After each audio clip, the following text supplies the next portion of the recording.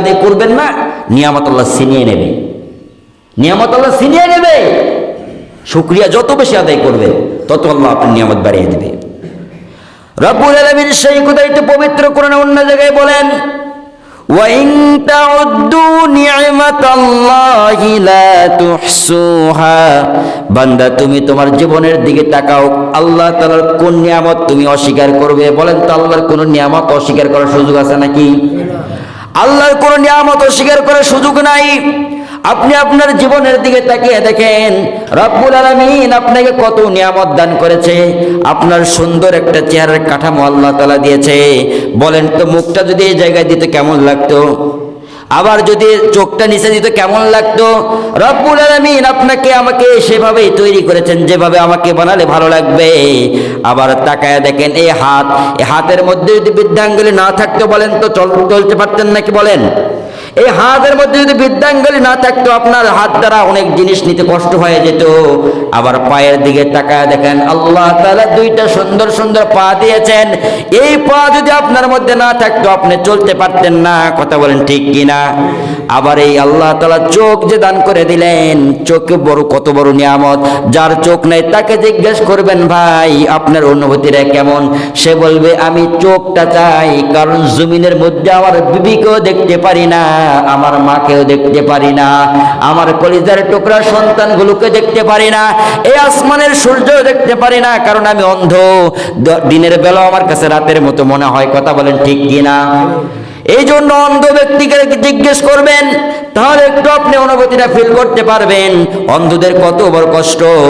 আর আল্লাহ তাআলা আমাকে আপনাকে কত বড় চোখ নামক একটা নিয়ামত দান করেছেন। এই জন্য শুকরিয়া যার দরবারে করতে হবে, সকলেই বলেন তিনি কে?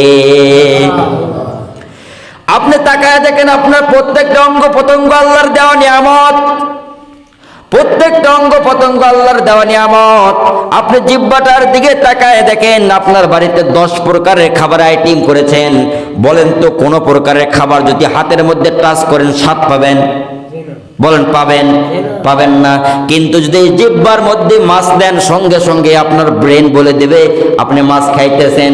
আবার যদি জিহ্বার মধ্যে টক দেন, সঙ্গে সঙ্গে আপনার ব্রেন বলে দেবে যে আপনি টক খাইতেছেন। কথা বলেন ঠিক কিনা? মিশিং একটাই, কত ধরনের কাজ করতেছে দেখেন। আপনি যদি 1 মিনিটে 50 প্রকার আইটেম জিহ্বার মধ্যে ঠেকান, তাহলে 50 প্রকারের স্বাদ আপনাকে জিহ্বা দিবে। ঠিক কিনা বলেন? দেখেন, দুনিয়ার মধ্যে একটা মেশিন চলে, এই মেশিনটার জন্য তেল লাগে, মোবিল লাগে, অকটেন লাগে, আবার কত ধরনের ব্যবস্থাপনা আছে না নাই বলেন? আবার একটা পর্যায়ে দেখা যায় মেশিনটা গরম হয়ে যায়। কিন্তু রব্বুল আলামিন জিহ্বা নামে একটা মেশিন যে আপনাকে দিল, আমাকে দিল, আজ থেকে 50 বছর যাবত আমরা কথা বলি।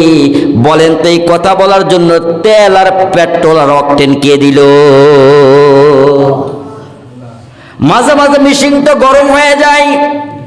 আপনি যে 50 বছর যাবত এই জিহ্বা দ্বারা কথা বলেন, কোনোদিন আপনার জিহ্বায় ব্যথা হয়েছিল নাকি? বলেন, কোনোদিনও কিন্তু জিহ্বায় ব্যথা হয় নাই। তাহলে একটা মেশিন 2 ঘন্টা, 2.5 ঘন্টা, 3 ঘন্টা চলার পর গরম হয়ে যায়। কিন্তু জিহ্বা নামের একটা মেশিন দ্বারা যে আমরা 50 বছর কথা বলতেছি, এই মেশিন কখনো গরম হলো না, নষ্ট হলো না, খারাপ হলো না। এই নিয়ামত যিনি দিয়েছেন, সকলেই বলেন তো তিনি কে? এত নিয়ামত দ্বারা আল্লাহ তাআলা আমাদেরকে সুশোভিত করেছেন, সে আল্লাহর শুকরিয়া আদায় করার দরকার আছে না নাই? আছে। এই জন্য নিয়ামতের বেশি বেশি শুকরিয়া আদায় করবেন। বনী ইসরাঈলের